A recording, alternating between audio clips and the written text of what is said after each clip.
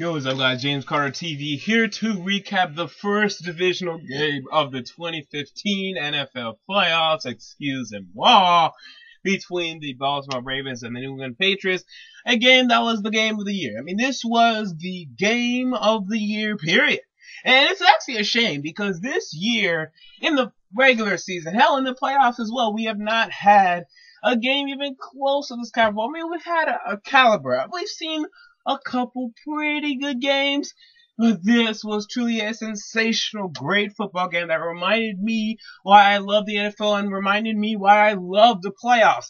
And ultimately, though, the New England Patriots move on as I predicted. Yes, I did not have time to make a predictions video, but I said even in my last week's recap, I had the Patriots winning in New England, in Foxborough, going to the AFC Championship, and ultimately going to the Super Bowl, and that remained to be true. Now, I gotta defend my boy Joe Flacco here, because after the game, specifically after the interception that he threw with 1:39 left in the game, I was seeing a lot of Fluco, oh, Joe Flacco, blah, blah, blah, blah, blah. Okay, what are you people talking about? Because at halftime, you people were praising this guy, and then by the end of the game, we're hating on this guy? Okay, do yourself a favor and shut up. Joe Flacco scored 31 points offensively, had 4 touchdowns in this game. That is enough to win a football game. I'm not going to fault Joe Flacco for losing this football game. Did he have a bad play at that last or second to last throw because he had a Hail Mary at the end? But on the last throw, that drive was in a bad throw? Absolutely. But we never expected Joe Flacco to have to score 5 touchdowns to win the game. If you told me before the game that, hey, Joe Flacco is going to score 4 touchdowns, I was going to tell you, well, they won the game because there's no way they're going to lose the game if Flacco throws 4 touchdowns.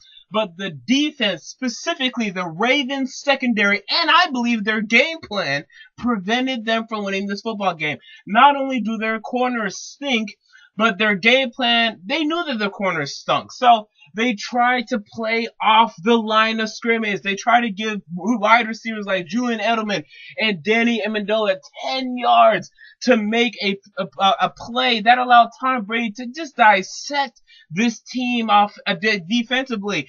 They would just take, okay, you're playing 10 yards off the line of scrimmage. Let me just throw a screen to Julian Edelman, get 7 yards. Let me just throw a screen to Danny Amendola, get 7 yards. Hey, Amendola, go run an out route. Let's get another 7 yards. Methodically moving their way up the field because the Ravens cornerbacks just weren't good enough to prevent that from happening. Because they couldn't press. They could not press the New England wide receivers without risking a possible big play. So the combination of bad talent and a very passive coaching scheme contributed to the Ravens' loss. And it is absolutely evident that if the Ravens want to have success, they need to upgrade their secondary. Ladarius Rebb is not it. They had Jimmy Smith. He was playing great. He got injured. Time to upgrade the cornerback position in the offseason. And Torrey Smith's a free agent. And Steve Smith is getting older. That wide receiver core needs to be evaluated as well.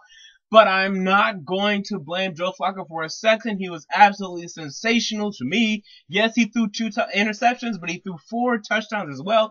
Put up 31 points offensively, and I'm never, ever going to blame a quarterback for losing a game when he put up 31 points offensively. I am not going to do it ever. I'm never, ever, ever going to do it, so just forget about it. But on the opposite side of the end, the Patriots played a hell of a football game. Like I said, they took advantage of the Ravens' very passive, aggressive, defensive game plan, and consistently and methodically made their way down the field and put up points when they needed to, responding to almost every single touchdown drive the Ravens had in the second half. And despite going down 14-0 in the first half, they kept battling back.